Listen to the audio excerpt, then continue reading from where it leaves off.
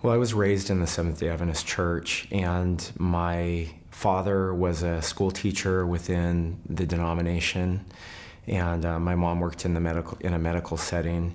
I decided, because I was very conservative at the time, decided to go to Southern Adventist University, and was studying theology. I wanted to be a pastor more than anything, and as I came to terms kind of more of what that was going to mean for me being gay, I decided that wasn't going to work for me.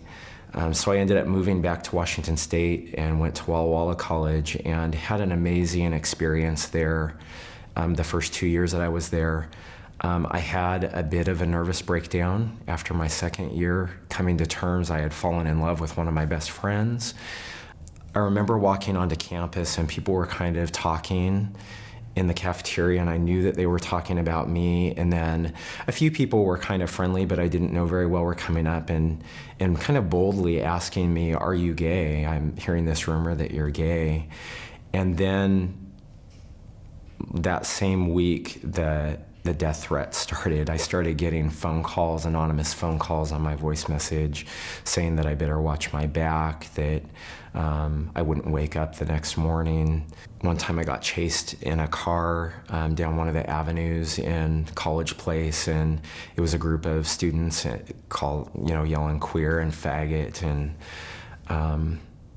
they're really, from the official leadership of the college church, who I had been close to previously, and the upper administration, there was kind of this non-response in any way, shape, or form, or recognition of what was happening to me, because I started getting asked to come and speak to social work classes and to speak at some of the student Sabbath schools and things going on. And I was telling the story of what was going on to me, and there was just this absence of response as far as the emotional and physical violence that I was experiencing tangibly, but also inside of myself. I was just in this huge dilemma about, this is my church.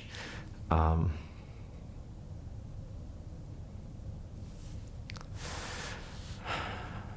I loved. And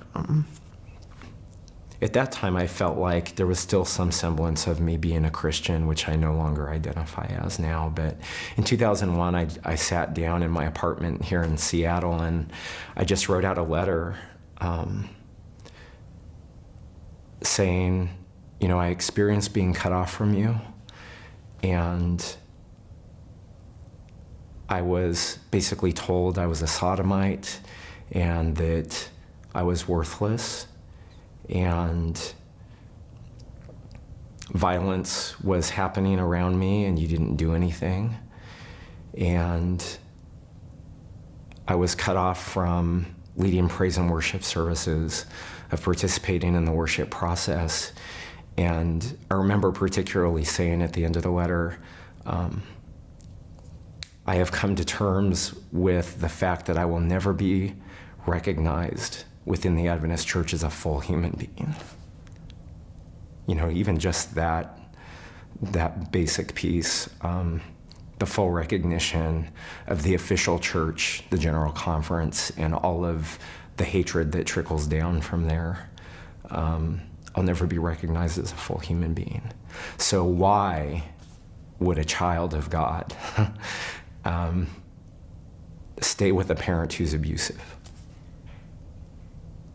And so from there, it was just kind of coming into touch with who I was as a person, and not looking at myself as a sinner, but looking at myself as truly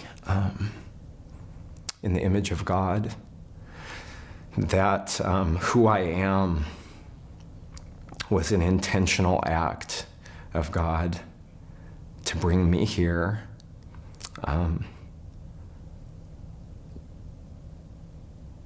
to follow in the footsteps of Jesus, to be the representation of doing justice, to loving mercy, and having a humble spiritual journey. with who I experience as my God. And that's the core of who I am. And I treat people with that respect as a gay man. And it is the totality of who I am and my spiritual and romantic experience in the world of engaging with people. And it's not all about sex. It's just about having an emotional response and being a human being with people. And I've just made it my mission in life to be that presence for people, even though I don't consider myself to be a Christian. But, as I quoted today, my favorite quote from John Shelby Spong, the greatest act of worship is to love one another relentlessly. And I believe that was the life of Jesus. And I don't believe that's the Adventist church. That's not their message. And I don't want to be a part of that. My name is Bartja, and I'm a former Seventh-day Adventist.